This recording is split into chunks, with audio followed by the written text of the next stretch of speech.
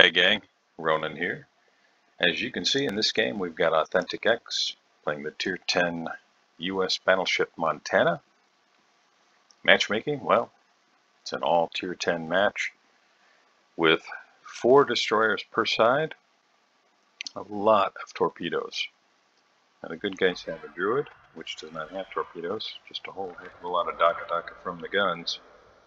I'm going to correct this. Since the 0.10.5 update, those will not stay checked for replay, so I've got to go in and manually do that. So we've got on the enemy team 3 Shimakaze and a Gearing. That is a lot of torpedo threat. And Napoli has its own threat. It's a significant amount of radar. What have good guys got? Well, Yu Yang. In the hands of a capable player, that can be a very good ship. Shima, and Druid. Druid, I think, falls into the same category of if the player really knows what they're doing with that ship, it can be very, very effective. In terms of radar, got Des Moines, Salem, Petropavlovsk.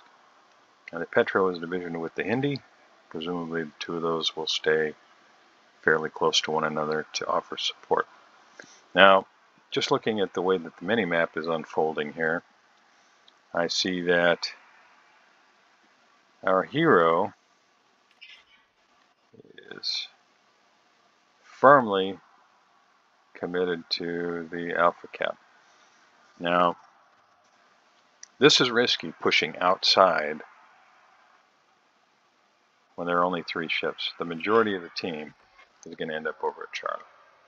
You've got a Shima that's going to Bravo, but everyone else, other than the 3 ships on this side, is headed for Alpha, or excuse me, Charlie. AuthenticX has launched his spotter plane in order to get a little bit more range. The only thing for him to shoot at is a Republic that is not moving. It looks like he's thrown it in reverse. Don't think I would have fired from that range, even though the target is broadside. But yeah, maybe it'll work out. Maybe he'll pick up a Citadel here.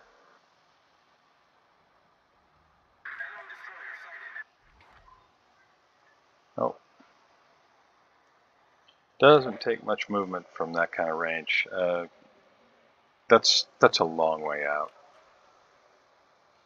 Now there's a Shima kind of dead ahead, and Authentic is definitely pushing into torpedo range.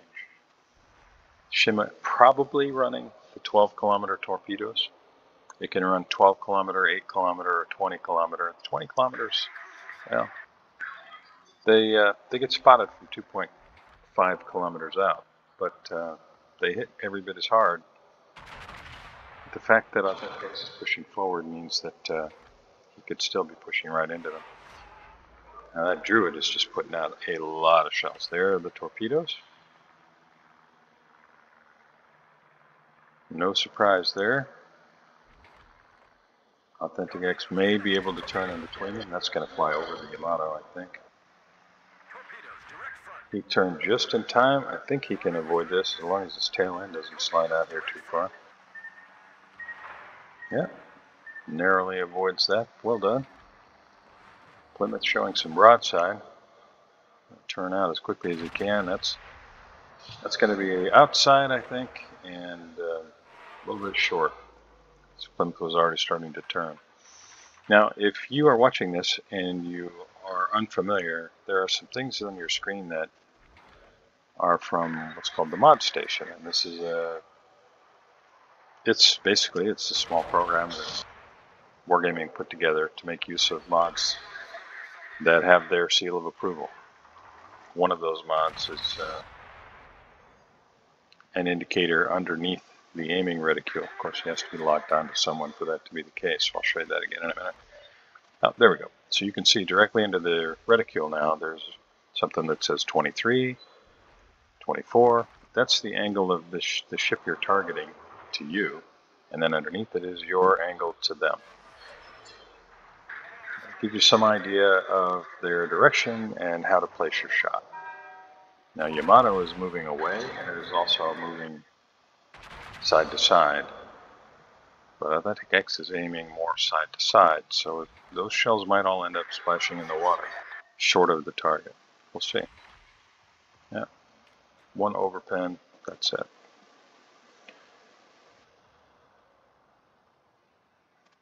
If you don't use the mod station, you'll also notice the Yamato that is still targeted. There's a green circle above the name there. That green circle tells you that that ship is moving forward. Sometimes the circle will be yellow. That means the ship is stationary, or that its engines are not active. It may still be drifting one way or the other. There it goes. It's yellow, yellow. And if it's red, that means the ship has thrown it into reverse. Now, physics are still a thing in this game, so it may be red, but the ship may not be moving full reverse as yet. Now, surprisingly, the good guys were unable to secure Charlie, at least yet, and they're running into trouble at Bravo as well. But these three have managed to secure the Alpha cap. And this Shima is really struggling. That Druid is just giving it fits. And I think Druid's going to just chase the Shima down here. You can see the shells just raining on that Shima.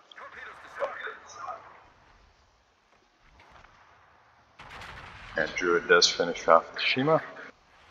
And those shells, if they hit, can do a lot of damage to the Plymouth. The Plymouth turns out. And I think at this point, well, probably a little earlier, but at this point for sure, AuthenticX should start crossing. I think I probably would have crossed south of the island that Salem is at, but I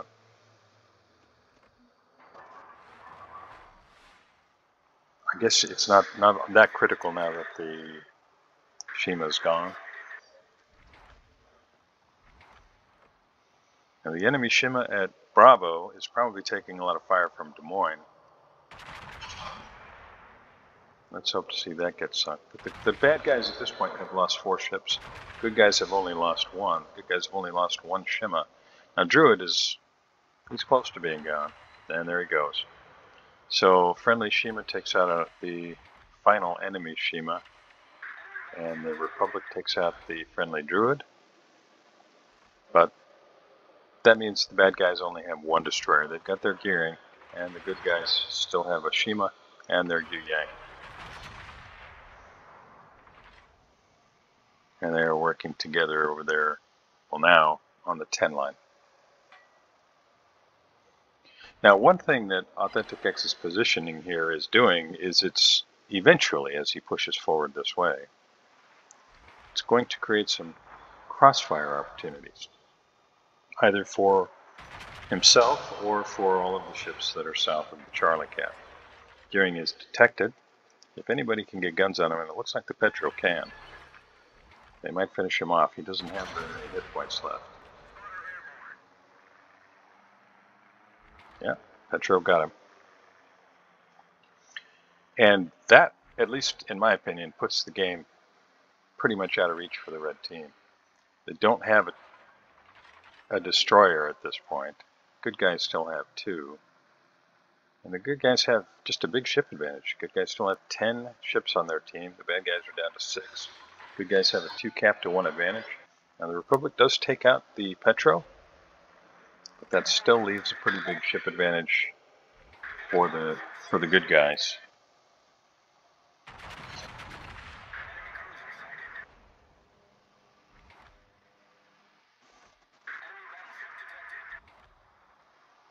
Salem and Des Moines are moving center.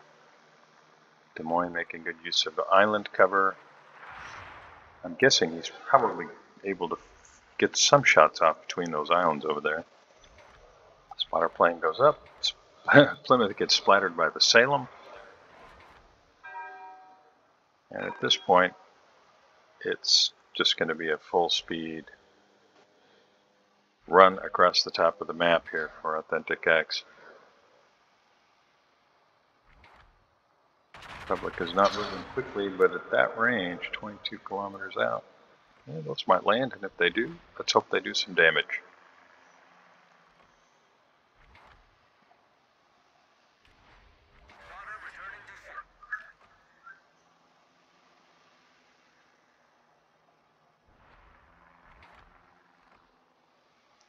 Republic takes out the Shimakaze. The Republic is, well, he's doing all he can.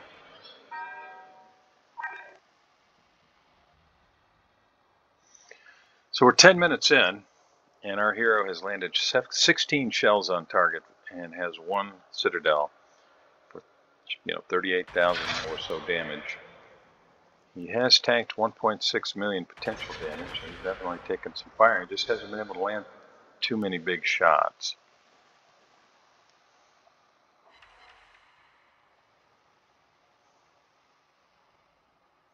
And that will happen sometimes when you get out here on the flank. In addition to what I talked about earlier about the destroyer threat that you can face if you get caught alone on the flank as a battleship. You can also put yourself in a position for quite a long time, even in a ship that's relatively speedy like Montana. You can put yourself in a position for quite a while without the ability to put any shells on target.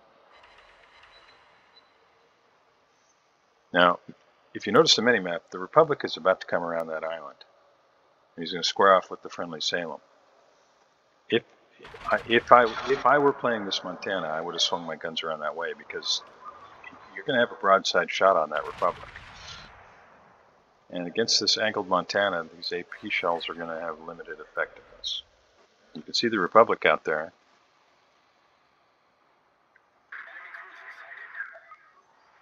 And our hero is just really not looking at anything other than this Montana right now. So I guess I'll use this as an opportunity to say how important it is, no matter what ship type you're playing.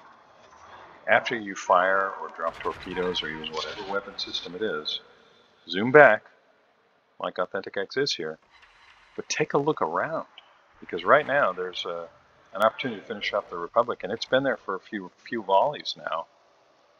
And it's gonna be too late soon to finish that Republic.